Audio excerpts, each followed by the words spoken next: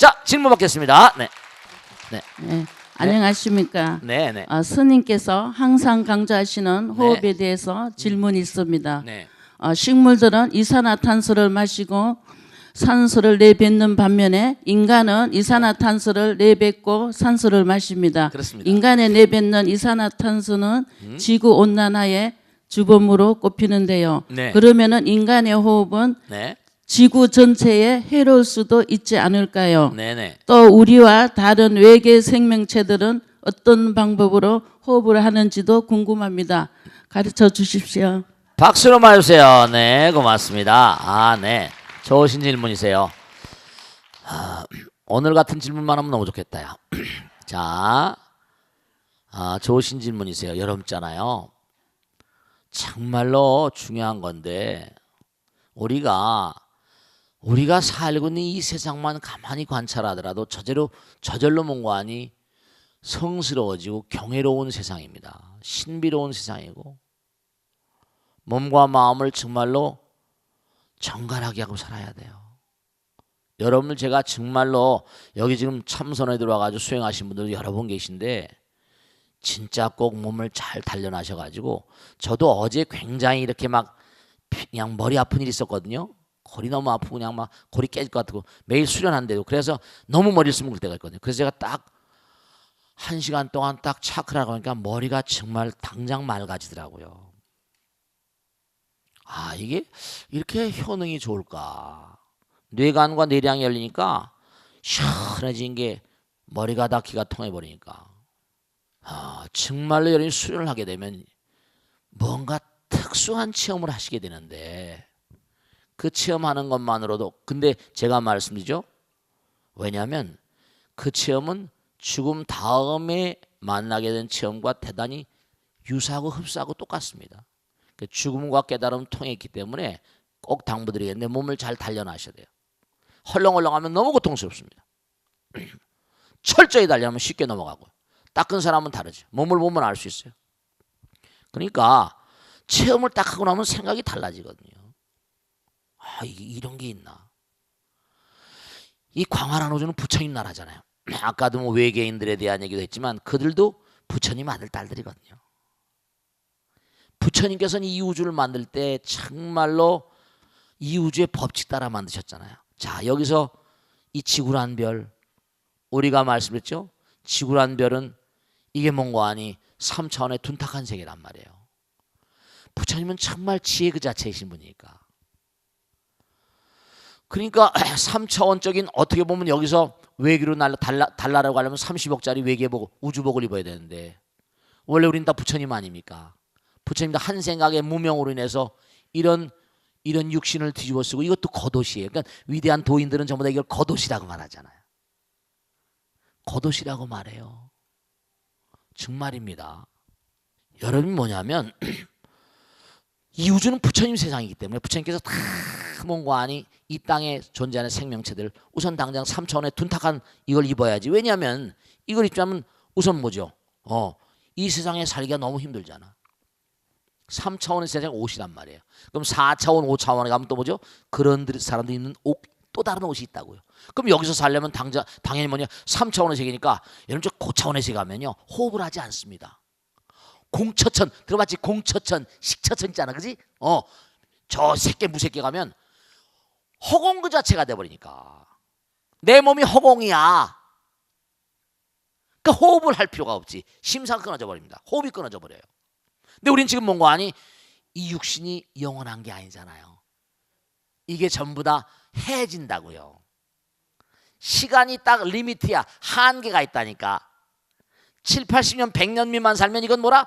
수명이 정해져서 아무리 오래 써도 100년 안팎이야. 그럼 어떻게 되냐? 해질 거니까 이건 사라지는 거니까 어떻게 돼요?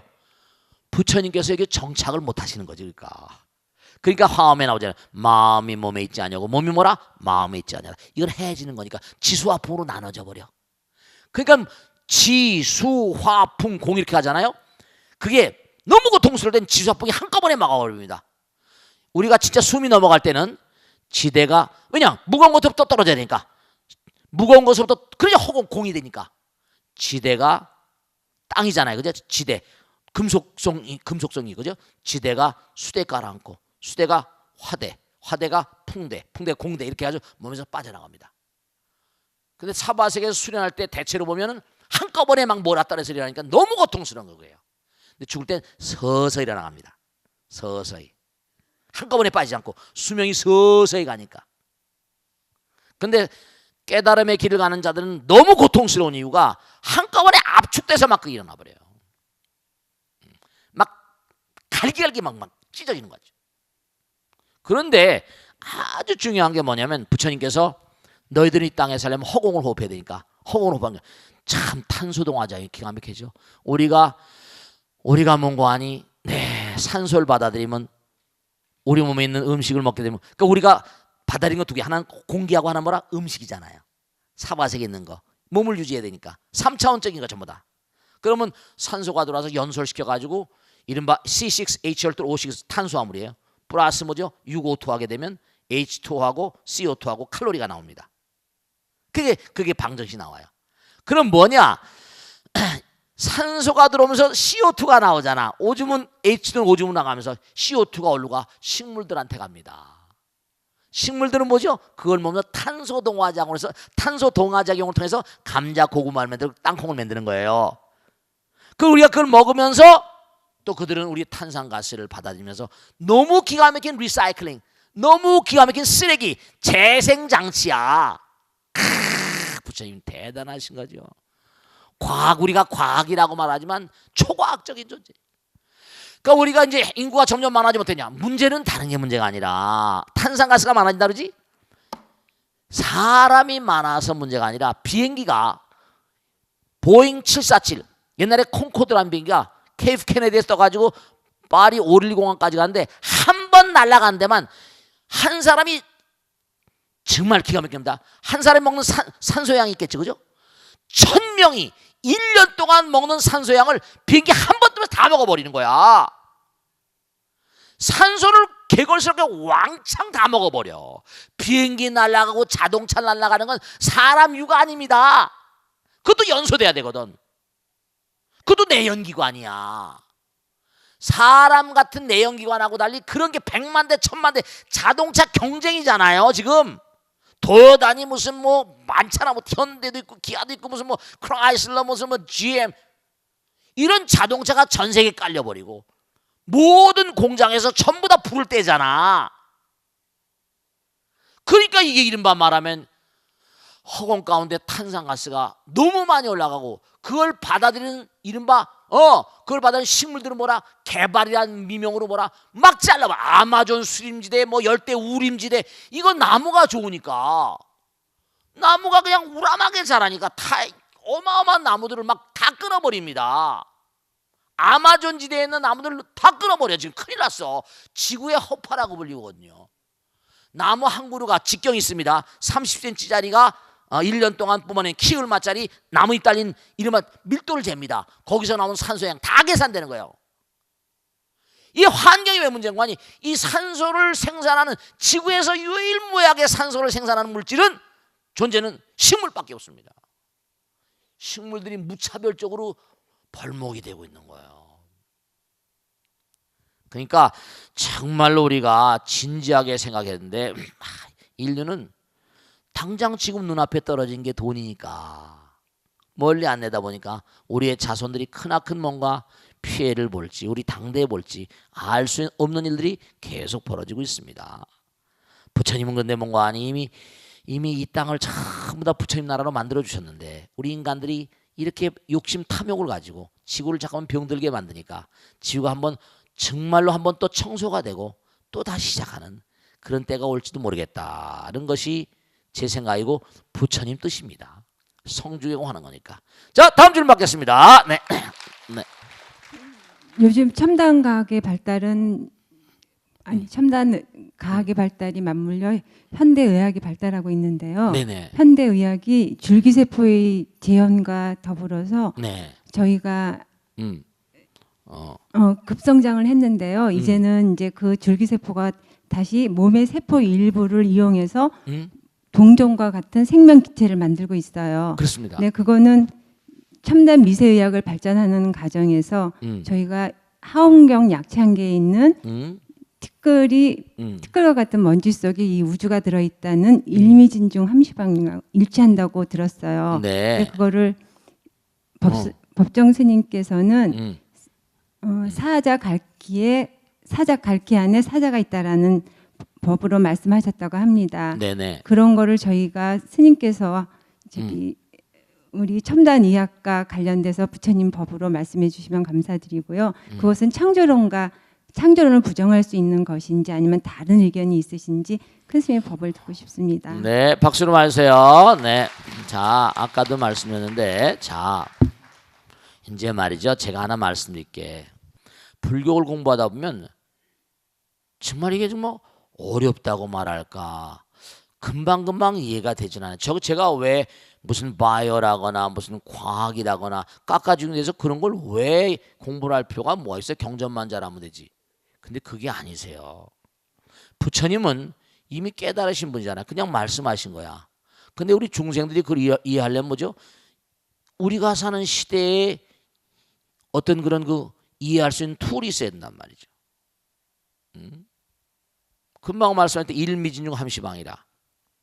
모든 건 전부가 다 부처님으로부터 나온 거거든. 하나로부터. 분명한 사실은 이거 하나만 명백히 하셔야 돼. 근데 모든 학문들과 모든 공부는 전부 다 뭐라? 진리를 표방하잖아요. 그것이 진리는 한 부처님 말씀과 맞먹어야 돼. 맞먹는 거 부처님과 맞물려야 됩니다. 하나가 돼야 돼. 부처님 말씀과 하나가 안 되면 그건 진리가 아닙니다. 그러니까 불교는 부처님 말씀은 진리 중에 진리지. 법이라고 부르는 거예요. 정법, 불법. 그러니까 중대한 사실은 뭐냐면 이 우주에 만들어진 모든 어떠한 소립자, 어떠한 우주 전체, 작은 거면 작은 거, 극소동대역, 극대동서라 가장 작은 것도 무한과 통이 있고 가장 큰 것도 무한과 통이 있습니다. 보세요. 소립자로 계속 우리가 지금 몸부터 계속 들어가서 소립자 맨 마지막에 가면 어떻습니까? 그럼 공이에요. 그죠? 그러니까 학자들이 지금 소립자 물리학들이 공을 연구합니다. 소립자 끝을 가니까 에너지거든, 공이거든. 자, 하늘로 한도 끝도 없이 올라갑니다. 은하계 우주 뭐 계속 가보세요. 꼭대기로 가면 결국 어디서 만날까? 어디서? 그것도 공에서 만나요. 극과 극이 다 만난다니까. 가장 미세한 거와 가장 큰 거가 뭐라? 다 만난 자리 하나예요. 하나라니까. 진리는 똑같아요. 다. 진리는 똑같아. 그러니까 뭐냐면 정말로 중요한 게 불교를 공부한 사람들은 정말 다양한 그런 설명을 위한 어떤 도구가 필요하다니까요. 지금 질문하신 대로 요즘에 줄기세포 당연하죠. 줄기세포 연구가 대단하다고요. 그런데 정말 가만히 보면 여러분 가만히 보세요. 여기 보세요. 자 봐봐. 얼굴은 조금씩 다 달라요. 근데 같은 건 너무 많잖아. 눈이 두 개인 건 같잖아. 콧구멍이 두 개인 건 같지? 그래 안 그래요? 귀가 두 개인 건 같잖아. 원판은 같아요. 판은 같다고요. 오장육부도 같잖아. 다만 뭐가 달라? 혈액형이 스타일이 달라. 스타일이. 두뇌도 예를 들어서 두뇌 이른바 말로 전두엽 발달한 사람은 도파민이 많이 분비되고 후두엽 뭐 세로토닌, 가바, 무슨 아세틸콜린, 뭐 멜라토닌. 사람마다 태어날 때 있잖아요. 두뇌 호르몬의 농도가 다르대. 그러니까 이른바 말하면 A형, B형, AB형, O형 비슷해. 사상의학하고 비슷해. 전생의 업 같은 거라고 본다고 한다면. 그러니까 줄기세포라는 걸 정말 연구하다 보면요. 그 사람 몸에서 줄기세포가 나왔어. 그 사람하고 꼭 닮았겠지. 근데 이제 문제는 뭐냐. 이 줄기세포가 이게 이제 아주 중요한 게 정말 그래서 기도를 해야 되는 게 만일에 무슨 세포를 이식받았다, 간을 이식받았다, 심장 이식받았다 한 사람. 왜냐? 이게 증식 속도가 있거든. 암세포 잘못하면 줄기세포 이식하면 암이 돼버리잖아요. 왜 암이 돼버리냐? 이게 모든 그런 세포들은 그게 클로닝, 이른바 말하면 그 세포가 죽고 다시 또 이른바 말하면 폴리메라제라고 해가지고, 여러분 우리 몸에 부처님 계세요. 모세포가 있거든. 수명이 오래 가지 않아 죽지 않습니까? 죽을 때가 되면 딱 자세포가 나오는데 나선이 풀리면서 자세포가 나오잖아요. 그러면 어머니 모세포하고 유전자가 100% 같은 가 안 같은가 쫙 조사합니다. 진짜 우리 몸에 신이 있어요. 부처님 완벽하게 엄마 세포하고 똑같은 유전자를 받고 나와야지. 그래도 여러분 얼굴이 찌그러지지 않잖아. 그래 계속 똑같잖아. 그래 안 그래? 늙어가긴 하지만 계속 형체가 비슷하잖아. 근데 이게 만약에 증식 속도가 이식을 했는데 전의 속도보다 빠르다는 듯 이래버리면 어때요? 그런 게 속도가 빨라버려 암이 돼버리는 거예요.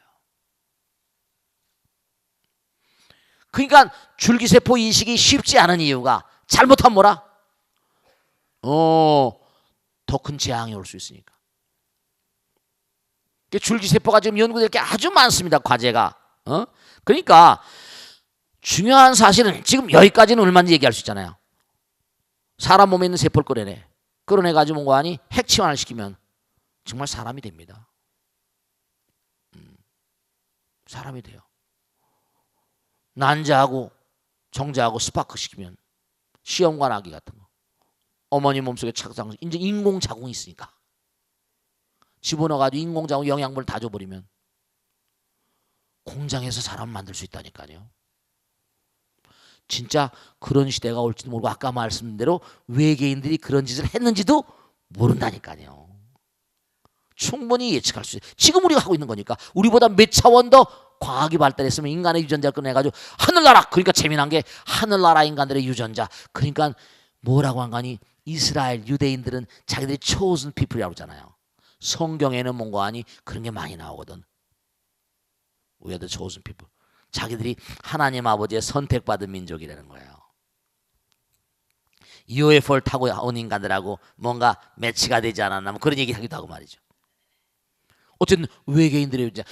우리도 그런 거 있잖아요. 한웅천왕이 내려와서 곰에게다가 곰하고 뭐라 호랭이에다가 마늘하고 쑥을 주고 해가지고 너 먹으면 사람 되면 해가지고 그 연애를 걸어가지고 나온 게 단공지라고 나왔잖아요. 그러니까 그런 신화들이 전 세계 지천으로 널려 있습니다. 어느 나라나 하늘나라에서 자기 아버지가 오지 않았다고 얘기한 신화 아무도 없어. 중국의 반고 신화라거나 다 그래. 수메르 아카드 문명의 신화라거나 다 그렇습니다. 이집트의 신화라거나. 하늘나라 파라오 태양의 아들 천자. 그러니까 중요한 게 지구인들의 이 흐름 가운데, 그러니까 우리가 뭔가 하니 우리의 피 가운데 외계인의 피가 흐른다고 볼 수 있는 게 부처님 말씀에 따르면 우리는 하늘나라에 살다 오기도 했고 외계인들이 와서 또 장난질 쳤는지 모르겠고, 그러니까 우리 하늘의 별들을 보면 향수를 느끼잖아. 우리의 피 속에 외계인의 유전자가 들어있으니까. 그러면 외계인들이 탁월한 과학자들이 인간을 가지고 저 멀리서 왔는데 그들도 암수가 있을 거란 말이에요. 그래 안 그래요?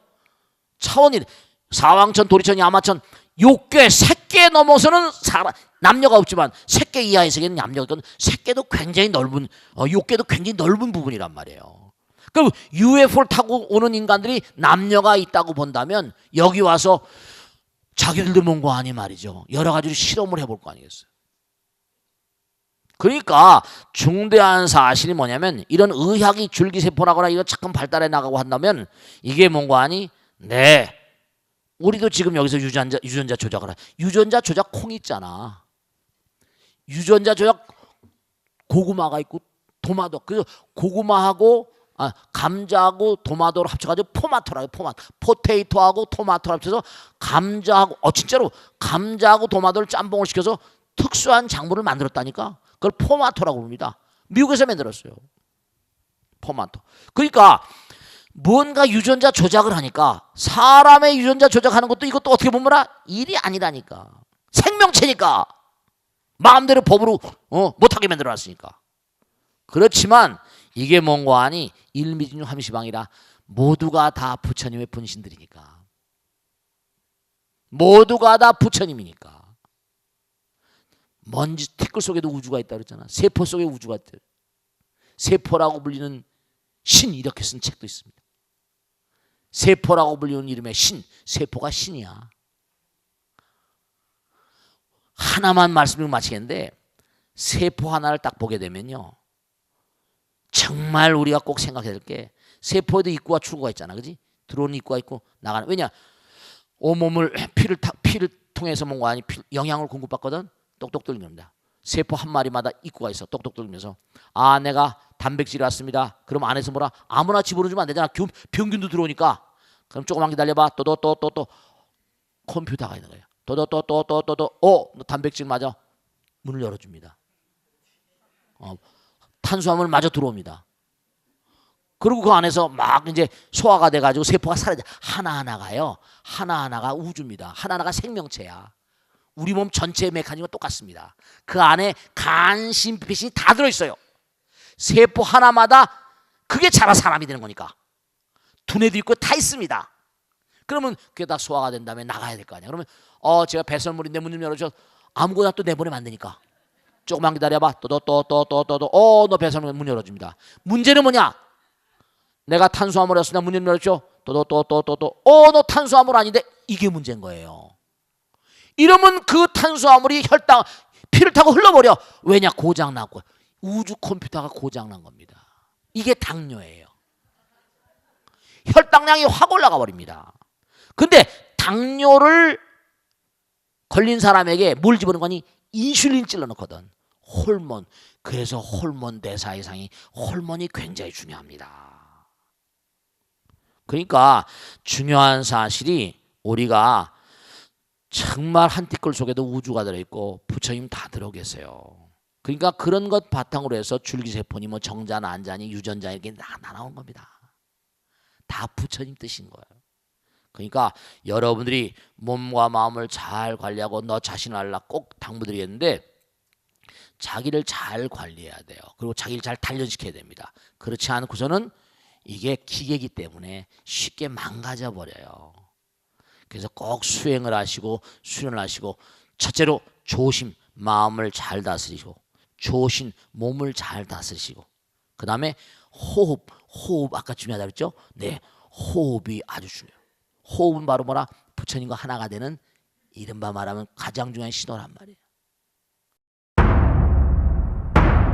질문을 받겠습니다. 네, 씩씩하게 누가 질문하실까? 네, 우리 명보병 보사님.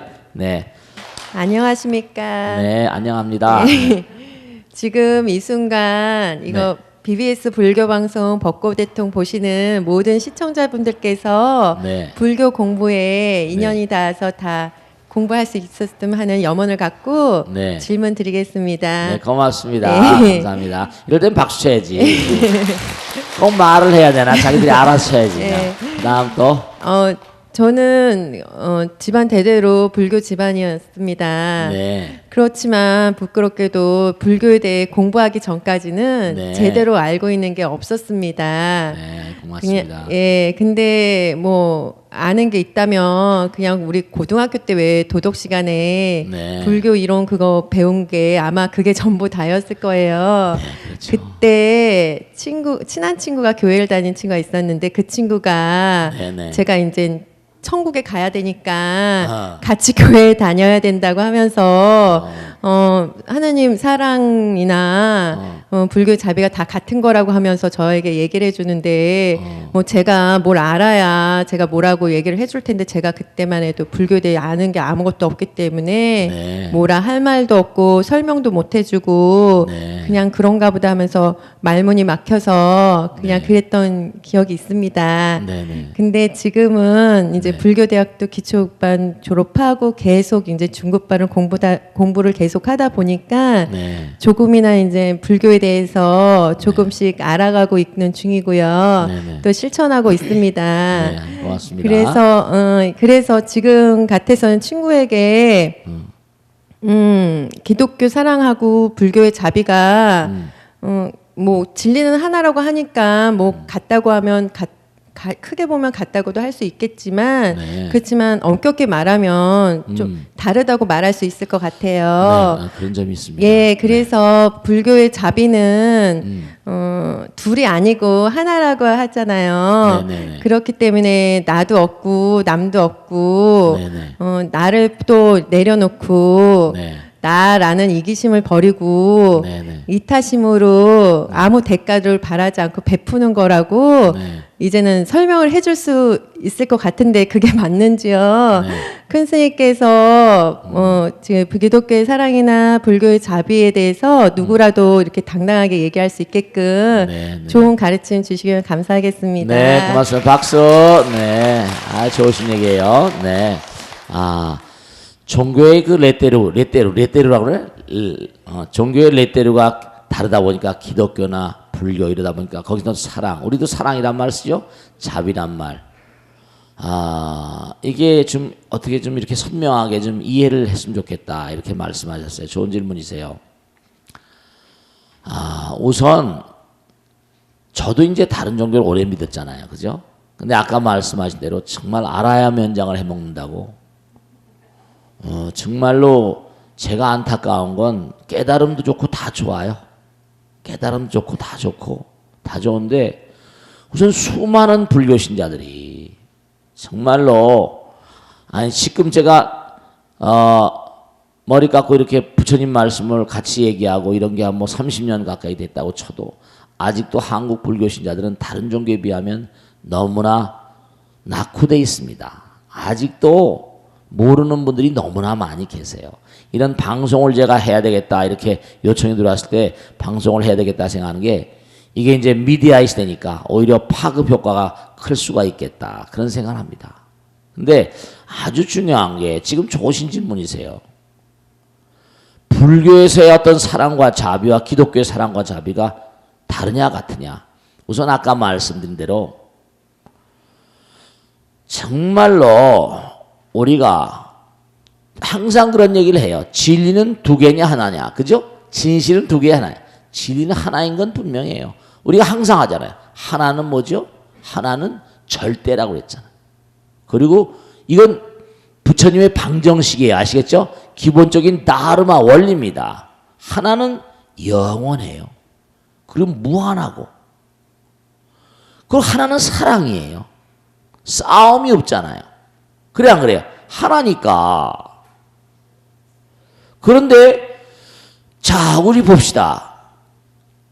사랑이란 말을 저기서도 쓰고 여기서 써.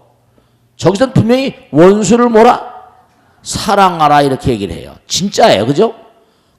경전에 나오잖아요. 원수를 뭐라? 사랑하라. 예수님도 그렇게 말씀해요. 근데 분명한 사실은 그들은 원수를 사랑하란 말은 끊임없이 공부하면서 지금도 뭐예요?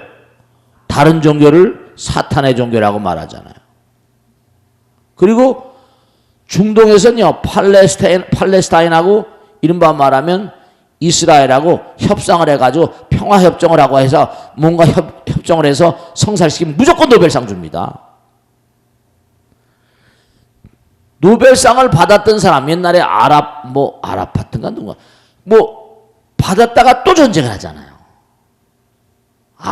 참 정말 원수를 사랑하려면 사랑해야지 왜 전쟁만 하냐는 말이야. 그리고 이웃을 사랑하라고 했으면 말이죠. 주변에 불교 신자가 있건 가톨릭 신자 그건 같은 계통이지만 있으면 그러면 사랑해야 될 거 아니야. 전쟁을 하지 말아야 될 거 아니에요. 원수를 사랑하라. 이게 참 안타까운 건데 다른 종교를 여타 종교를 비방하는 게 아니에요. 원수를 사랑하라 그러면 전부 다 사랑. 창조주의 참된 의지는 싸움이 아니었을 거예요. 그들은 생존을 위한 싸움이라고 하는데 참 정말 이해가 안 가는 건 아니에요. 절의 고도와 같은 그런 전부 다 아랍이잖아요. 그래 안 그래요? 예전에 무하마드 이래로 전 세계 56개국에서 제일 많은 인구를 가진 그런 그 종교가 이슬람입니다. 기독교 카톨릭을 합쳐도 이슬람보다 작다고 그래요. 뭐 몇 억이라든가 10몇 억이라든가 대단한 거죠. 그런데 참 묘한 게 저는 이렇게 스님으로 살면서 보면은 참 정말 이 종교를 개종한다는 문제는 굉장히 이게 사실은 자기의 어떤 뭐랄까요 인생관을 바꾸는 거니까 굉장히 중대한 거거든요. 여러분 징기스칸 아세요? 징기스칸? 이 징기스칸이라고 하는 이 존재가 몽고에서 일어나 가지고 그 징기스칸 책을 열심히 쓴 그런 내 후배가 있는데 신문 기자다. 그 징기스칸 가지고 아주 그냥 종래라고 아주 유명한 그런 책들을 많이 썼어요. 징기스칸 연구 전문가죠. 그런데 이 징기스칸이라고 하는 이 존재는 그 유명한 그런 루이 9세인가 루이 10세인가가 파견해 가지고 왜냐하면 정말 무서운 전략을 가지셨어요. 징기스칸이 대단한 인물이었던 건 분명해요. 하루에 막 160km를 달렸다고 그러는 게 나오거든. 큰 말로. 역참제더라고 그래가지고. 근데 어쨌든 간에 징기스칸의 그 나라 그때 카라코르멘가 어디 있었다는데 거기 들어가서 보니까 징기스칸이 참 기가 막힌 게 보통 어느 나라를 정복해 들어가면 전부 다 몽관이 전멸시키거나 뭐 종교 다 때려부시고 막 그러잖아요.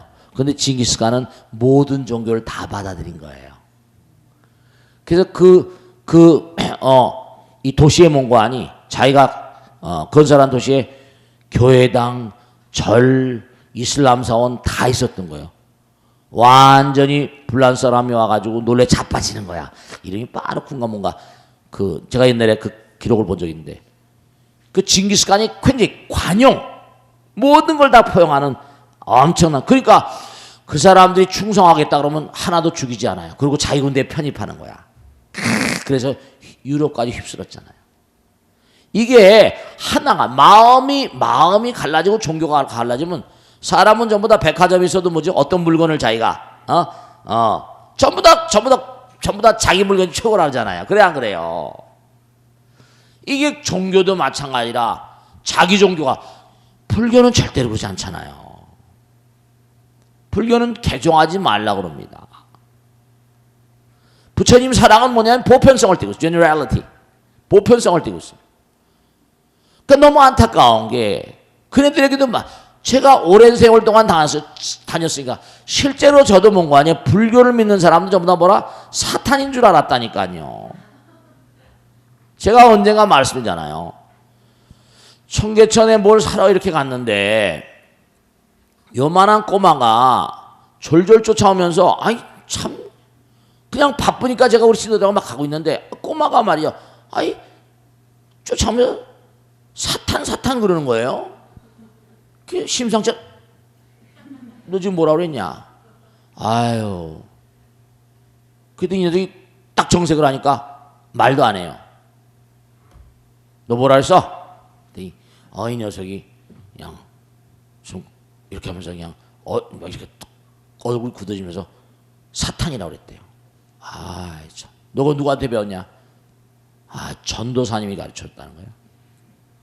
참 정말 안타까운 게 제가 어떻게 시간이 없으니까 할 수가 없고 옆에 보니까 사탕 파는 가게 아메다 말을 일본 말로 사탕 파는 가게에서 1,000원짜리 2개인가 2,000원 내고 사탕을 여러 개 사가지고 호주머니에다 막 집어넣은 적이 있어. 임마 사탄은 말이야 사탕 사준 사람이 사탄이 아니어서 아니에요. 그러고 내가 온 적이 있습니다. 그리고 한 번 또 뭐냐면 뱅뱅 사거리로 걸어가는데 머리가 하얀 그런 아저씨가 아주 인상이 좋더라고요. 가방을 들었는데 그날 일요일날 저녁이었었어요. 기사님이 다 퇴근하고 그래가지고 제가 부러 시간 나서 터덜터덜 이제 뱅뱅 사거리 걸어가고 있었습니다. 그래서 그날 시간 나니까 한번 걷기라도 좀 하자 그래서. 근데 이 아저씨가 또박또 보더니 전단지를 딱 나눠주면서 스님 예수 믿고 구원 받으십시오 이러는 거야. 만약에 우리 법당 신도들한테 여기다 뭐 그냥 전단지 해가지고 저 뉴욕제 카페나 뱅뱅 사거리 가서 돌리려면 다 도망갈 거야. 기독교는 용감해. 스님한테도 그러니까. 얼마나 자신만만하면. 그렇게 키워낸 기독교도 대단히 훌륭하죠. 사랑은 뭐냐? 하나다. 보편성을 띠고 있다. 근데 원수를 사랑하라고 했으면 원수를 사랑해야지. 창조들이 말한 대로. 그래 안 그래요? 왜 자꾸만 전쟁하냔 말이야. 서로 손에 손을 맞잡고. 근데 그들의 계명은 원수를 사랑하라고 하면서 제1번 계명이 뭐죠? 나 이외에 뭐라? 다른 신을 섬기지 말라 이렇게 나와보니까 이게 모순이 많아요. 그러니까 구약과 신약과의 어떤 그런 차이도 있고 여러 가지 말씀이죠. 오늘은 그 정도만 해두겠습니다. 또 기회가 닿을 때 또 이렇게 말씀을 드리고 하겠습니다. 분명한 사실은 원수는 뭐라? 원수도 사랑해야 되는 거예요. 원수도 나의 은인일 수가 있다니까. 세월이 흐르고 보면 그 사람이 처절하게 내 마음을 아프게 한 사람도 나의 쓰김을 깨닫게 됩니다. 알겠습니까? 자, 그 정도 해두고 또 질문을 받겠습니다. 네, 박수! 박수, 네. 그리고 손 들어봐. 네, 오케이, 우리 보살님. 이쁜 보살님이네. 네. 질문을 좀, 안 하신 분들 좀 해봐봐. 알겠지? 자, 네. 네, 안녕하세요. 홍진각희입니다. 네, 진강현 보살님. 네, 박수! 네. 스님 저는 마이크 가까이 대고. 네, 스님 저는 네. 사회 전반에 펼쳐진 파업에 대해서 좀 말씀을 여쭙고 싶습니다. 네, 씩씩하게 하세요. 네.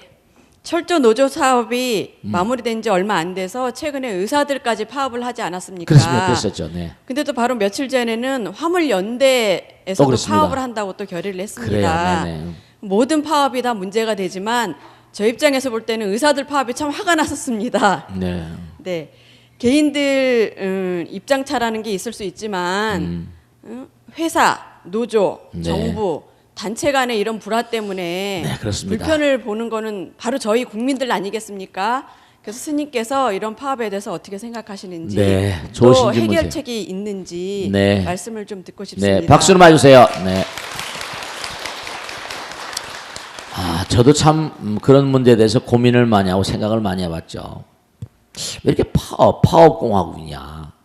그런데 이게 역사적인 한 흐름이세요.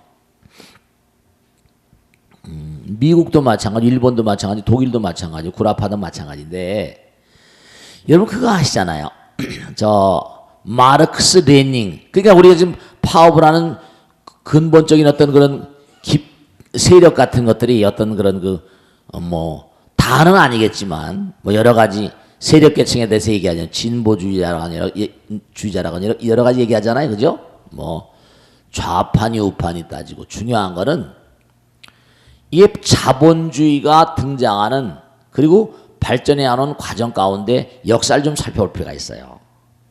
왜냐하면 그동안엔 이른바 농사 짓고 그죠? 우리나라도 농자 천하지 대본이 됐잖아요. 평화롭게 농사 짓고 그랬어요. 근데 이게 어떻게 되는 거 아니? 대자본이 투입되면서 왜냐? 영국이란 그런 나라에서 전 세계를 석권하고 유니언 잭이 전 세계를 석권하고 막 이랬잖아요. 막 식민지에서 어마어마한 양의 자본이 흘러들어요. 금이 흘러들어오고 막 흘러들어오는 거예요. 전 세계를 또 식민지로 했으니까 인구가 또 많잖아요. 다 자기들 총독을 보내서 다스리고 대자본 거기 또 무슨 면환 이런 게 많고 하니까 자기들이 영원무고한 대제국을 만들 제국주의란 말 하잖아요. 그죠? 대제국을 만들려고 해가지고 그래서 이제 자본을 바탕으로 해서 또 용케 그때 산업혁명이 일어나게 된 거예요. 제임스 와튼이 무슨 증기관 물을 끓여가지고 어마어마한 과거에 소의 힘과 우마차 그죠? 말의 힘을 이용해서 살던 그런 시대가 있었는데 이제는 증기기관을 통해 가지고 막 어마어마한 에너지로 막 기차를 굴리고 말이죠. 이제 인간의 노력이라거나 마소의 힘이 아니라 이제 완전히 뭔가 특수한 동력을 대량 동력을 생산하게 된 거예요. 그러니 이제 뭐냐면 전 세계에다 물건을 팔아먹을 수 있는 시장을 자기들이 가지고 있고 자원도 착취하고 참 이 우주가 어떤 흐름이 있는 거 보면 정신계 혁명이라거나 문예 혁명이라거나 혹은 또 산업혁명이라거나 IT 혁명 이렇게 나오잖아요. 그러니까 이게 점점 나가다 보니까 대자본을 바탕으로 해서 에너지와 면화나 이런 걸 이용해 가지고 이제 이름 뭐예요? 노동자, 이른바 프롤레타리아와 부르주아지와 프롤레타리아, 노동자, 농민들을 막 끌어들여 가지고 막 그냥 막 생산해 가지고 막 인도에 갖다 팔고 전 세계에 팔고 막 어마어마한 부를 구축하게 된 거예요. 그러니까 미국도 뭔가하니 전부 다 영국에서 죄수들 보냈잖아요. 호주 같은데 전부 다 죄수들 보냈습니다. 사실 안타까운 거지만 미국이나 지금 이렇게 우리가 미국이라거나 무슨 뭐 호주라거나 뭐 영연방이라거나 이런데 유럽이라거나 이런데 눌려서 살고 있는 거나 마찬가지지만요. 자본주의가 빨리 성숙이 됐으니까 그들은 미국 가서 정말 미국 사람들은 많이 각성을 하고 그래야 됩니다. 사실은 뭐 각성이라는 표현이 좀 이상하지만 옛날에 존 웨인이 나왔어요. 존 웨인. 여러분 어렸을 때 존 웨인 서부 개척 그때 정말 제일 많이 죽어 넘어갔던 그런 그 존재들이 뭐라? 인디안들인 거예요. 아메리카 인디안들. 저 호주에 또 마오리족이 해가지고 어마어마하게 많은 거기 또 거기 나름대로 폴리네시아니 뭐 미크로네시아에서 거기 또 원주민들이 있었어요. 그들을 얼마나 많이 죽였는지 다 죽였잖아. 얼마 안 남았잖아요. 땅을 뺏은 거야. 그러니까 물론 침략 전쟁이나 힘이 센 사람이 뭐 먹는다 하더라도 인디안들 다 죽여버렸어요. 그러니까 영국이 막 발전해 나가다 보니까 그 자체에서도 노동자 농민 우리나라도 경제개발 5개년 계획이 있었잖아요. 짧은 시간 내에. 그러니까 그 당시에 이른바 말하면 노동자들의 피폐함을 눈여겨보는 지식인들이 많이 있었죠. 어쨌거나 간에 그래서 지금은 많이 깨지고 부서지고 공산주의 자체도 문제가 많이 있습니다. 그래서 어떻게 됐는 거 아니? 이게 마르크스라는 인간, 엥겔스라는 인간들이 공산주의를 만들어가지고 소련에서 성공을 했어요. 그래가지고 노동자의 힘이 강해서 짜르를 무너뜨리고 러시아의 황제를 때려고 막 이래가지고 그게 이게 바람이 불어가지고 완전히 유럽을 섞어내버릴까봐 굉장히 유럽에서도 고심했던 거죠. 노동자의 세력이 강하니까. 그런데 그때 이제 등장한 게 수정자본주의라는 거예요. 그때 뭐 사회주의 해가지고 자본주의를 수정하면서 이제 뭐가 나오는 거 아니? 유명한 소셜 웰페어, 사회보장이라는 게 나온 거예요. 사회보장제도. 사회보장제도가 나오면서 많이 완화가 된 거죠. 돈 버는 걸 이제 이게 근로기준법이라거나 여러 가지 노동자들을 위한 복지 혜택을 줘야 되겠구나 해가지고 그래서 유럽은 그 공산주의 물결이 들어오다가 뭔거 아니 지금 사회주의라거나 뭐 프랑크푸르트 학발은 해가지고 사회주의 그리고 지금 아직도 사회주의가 있잖아, 그죠? 옛날에 무슨 김대중 대통령 뭐 노무현 대통령 앤더니 기든스라고 그래서 사회주의적인 어떤 흐름을 많이 강화시켰었죠. 그러니까 중요한 사실은 정말 너무 파업이 많고 하니까 살기가 너무 힘들고 어려운 건 사실입니다. 그런데 이게 압축에 성장하다 보니까 옛날에 우리나라도 뭐 전태일 사건 이런 거 있었잖아요. 그거 보면 청계천에 피봉도죠. 그냥 막. 네. 민주주의가 훌륭한 그런 그 이데올로기는 하지만 아이디올로지. 공산주의. 이게 어떤 그런 그 주의가 옳은 게 아니라 모든 국민들이 다 잘 살기 위해서 뭐라? 서로 이게 뭔가니 그 좋은 점을 따서가야 돼. 그러니까 그러다 보니까 우리나라가 압축 성장을 하다 보니까 사실 착취가 많이 있었거든요. 정말로 지금도 어마어마한 재벌들이 대재벌들이 족벌 경영처럼 그래 안 그래요? 지금 그런 게 많잖아요. 그죠? 그들이 또 나름대로 사회에 기여한 게 엄청나게 큽니다. 인정을 해요. 그렇지만 뭔가 아니 약자들을 배려하고 좀 배려하거든요. 근데 의사 선생님들은 뭐냐? 이게 뭐냐면 의료산업, 이름 산업이랄까 의료업 전반에 대해서 이제 새로운 흐름이 막 디지털 시대가 되니까 원격 진료니 뭐 여러 가지 새로운 어떤 그런 이런 걸 좀 뭐 새로운 제도를 받아들이면 자리도 많이 창출되고 외국 사람도 많이 끌어들 수 있고 뭐 이렇게 했는데 그게 이제 이른바 말하면 이제 또 거기에 여러 가지 문제가 서로 이해가 상충되는 게 있으니까 어쨌든 간에 그러나 뭔가 잘 해결될 수 있을 것이고 계속 이렇게 문제 그러니까 구라파나 미국이나 일본 같은 데도 노조 굉장히 노조가 심했습니다. 근데 요즘엔 많이 잦아들고 있죠. 전부 다 많이 서로가 서로 양보하고 해결하다 보면. 그게 지금 이게 짧은 기간 내 우리나라가 이게 또 북한엔 저쪽엔 북쪽엔 또 우리의 접촉 안티한 어떤 세력이 있고 같은 배달거리지만 그 이게 워낙 이게 뭐냐면 역사적인 흐름이라고 저는 판단합니다. 세월이 흘러가다 보면은 이게 뭔가 이제 점점 더불어 살아야 된다. 진짜 그래야 됩니다. 더불어 살아야 돼요. 잘 먹고 잘 사는 사람 자기들만 족벌. 이게 무슨 재벌 이게 몇 대 못 갑니다. 일본의 애도 그렇고 전부 다 미국의 애도 그렇고 주식이나 갖고 그래서 이제 넘어갈 거지. 이게 세계적인 회사가 돼버리면 지금 1대, 2대, 3대까지는 갈지 모르겠지만 다음 때 가면 또 많이 달라지게 되면 그때 CEO가 등장. 미국은 CEO잖아요. 전 세계. 우리나라 CEO란 말 많이 하잖아요. 그렇게 되다 보면 저절로 직원들을 우대하지 않고서는 이게 회사가 제대로 갈 수가 없을 겁니다. 지금 잘못하면 SNS, 페이스북 같은 데 올라가 버리면 어떤 회사는 거덜나 버릴 때가 있잖아요. 그죠? 그리고 총수들도 막 그 회사에서 직원들이 막 갖다가 장부 갖다 주면서 이래 보니까 영창 가 있는 사람 한둘이 아니잖아요. 다 그래서 그런 흐름을 다 타고 있는 거예요. 그러니까 우리가 좀 참고 견디고 인욕하고 이런 마음으로 가다 보면 이 역사적인 흐름도 점점 잦아들 것이다. 그러면서 또 건전한 방향으로 유도될 것이다 하는 게 제 판단입니다. 아시겠죠? 자, 오늘은 모두 여기서 마치겠습니다. 모두 성불하십시오. 고맙습니다. 네.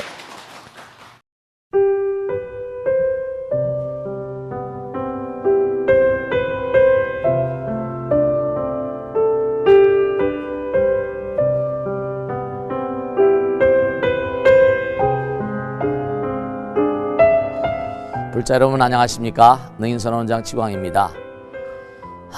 이 불교 방송은 정말로 불교의 보배입니다. 부처님의 거룩한 뜻이 무엇입니까? 부처님의 가르침을 세상에 퍼뜨린 거 아니겠습니까? 불교를 정말로 한 차원 업그레이드 시키고 한국 불자들의 신심을 한 차원 더 장양시키기 위해서는 여러 불자님들의 정말 도움이 필요합니다. 몸과 마음을 다해서 많은 불자님들 ARS 한 통에 이 불교 방송이 살아날 수 있습니다. 여러분의 관심과 그 다음에 편달이 한국 불교의 새로운 날 그리고 새로운 시대 새로운 차원으로의 도약으로 그렇게 우리 방송 불교를 그렇게 인도할 것이라고 확신합니다. 감사합니다. ARS에 많은 관심 부탁드립니다. 감사드립니다.